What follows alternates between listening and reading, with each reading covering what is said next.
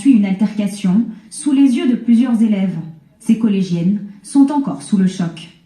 Encore plus hallucinant, c'est que hier on essayait déjà de trouver des circonstances atténuantes en disant mais dans ce collège, en fait il est surchargé, on manque de moyens. La faiblesse de l'État résumée dans cette professeure de PS qui se fait tabasser par des jeunes de 13-14 ans qui seront une fois de plus impunis parce que nous ne faisons pas d'illusions, nous le savons. Ces jeunes aujourd'hui ne risquent rien, on peut plus leur interdire quoi que ce soit, il est interdit d'interdire, c'est cette nouvelle éducation, enfin si je peux appeler ça éducation, que font les parents, on ne fait aucun effort, aucune pression sur eux pour sucrer les allocations, pour éventuellement leur faire une mesure d'AEMO envisageant de les destituer de leurs droits parentaux et de leur dire ça suffit, on tape du poing sur la table. Bientôt on va dire les pauvres garçons qui ont frappé et roué de coups cette prof, ce n'est pas de leur faute, c'est de la faute de l'État. Les faits se sont déroulés mardi dernier sur ce terrain de football, lorsque l'enseignante de PS, venue donner son cours, demande à deux jeunes qui ne sont plus scolarisés dans le collège de quitter le terrain qu'elle a réservé et leur confisque leur ballon. Refus des adolescents qui tentent ensuite de lui voler ses affaires. S'ensuit une altercation sous les yeux de plusieurs élèves. Ces collégiennes sont encore sous le choc. Cela arrive, la prof elle a été tabassée, rouée de coups par terre parce qu'elle aura dit que c'était une heure qui était réservée à sa classe et qu'il fallait quitter le terrain. Et vous voyez à quel point ces adultes-là, vous voyez le lapsus, ces enfants qui se prennent pour des adultes n'entendent plus les limites, n'entendent plus les règles de leur autorité, mais dans l'éducation nationale, ce sont des lâches, des capons qui ont reculé, qui ne sont plus capables de punir les enfants, qui sont plus capables de les remettre à leur place d'enfants, qui donnent à l'enfant l'impression que la relation est symétrique. Eh bien, le jour où tu dis à un jeune qui a 2 têtes de plus que toi, mais pourtant pour qui tu pourrais être sa mère, quitte le terrain parce que je te l'ordonne, eh bien, ils te tabassent comme ils tabasseront peut-être leurs propres parents.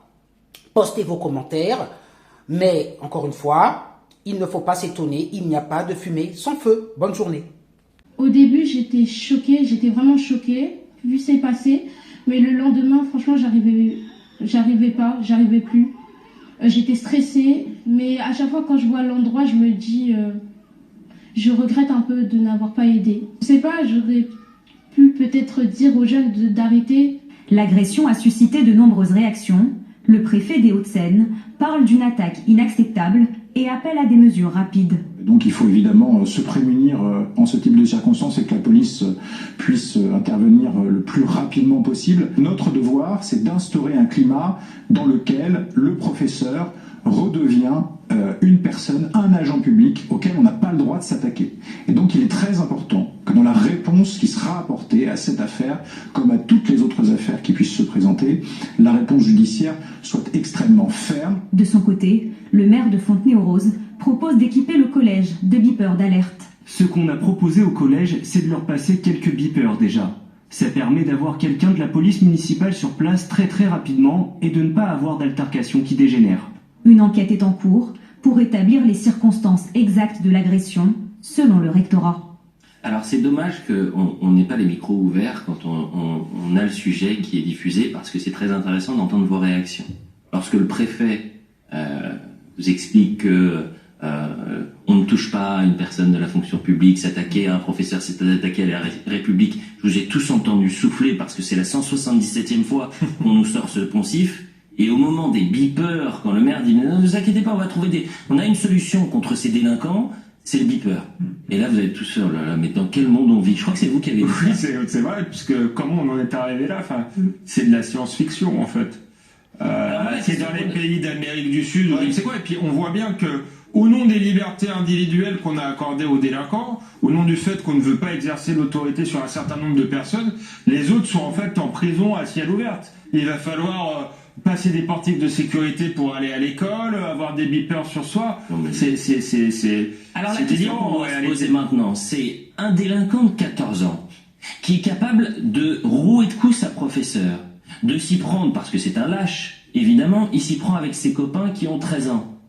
Est-ce que ces individus-là, on les condamne comme des jeunes adultes? C'est-à-dire qu'à 14 ans, si vous êtes capable de commettre ça, eh bien vous serez condamné pareil que si vous aviez 18 ans. Maître. C'est à moi de vous poser la question. Je vous regarde. Alors, 13 ans, écoutez, je ne veux pas vous paraître angélique, mais ce que je ne crois pas être. 13 ans, c'est un peu loin de 18 ans. Vous savez que l'excuse de minorité, elle peut être exclue entre 16 et 18. 13 ans, c'est un peu loin. Mais puisque vous interrogez le caractère adulte, les premiers adultes à interroger dans ce cas, ce sont les parents. Parce que on ne naît pas de la sorte. On ne naît pas avec la volonté de frapper et de mettre à terre un enseignant. On ne naît pas, on le devient, voyez-vous. Et par quel processus on le devient? Par un processus, premièrement, de refus absolu de l'autorité. Et manifestement, dans cette affaire, si j'en crois le récit, la réaction s'est opérée parce que cette enseignante a tout simplement marqué un acte d'autorité. C'est le terrain est réservé pour ma classe. Mais donc on fait quoi de ces délinquants de 13 et 14 ans? Eh bien, on les poursuit parce que le droit le prévoit, tout simplement. 13 ans. Mais je suis pas sûr qu'on n'a pas fait avant aussi, Elliot. C'est ça le problème. Ça fait des années, moi, que j'entends parler, des décennies même.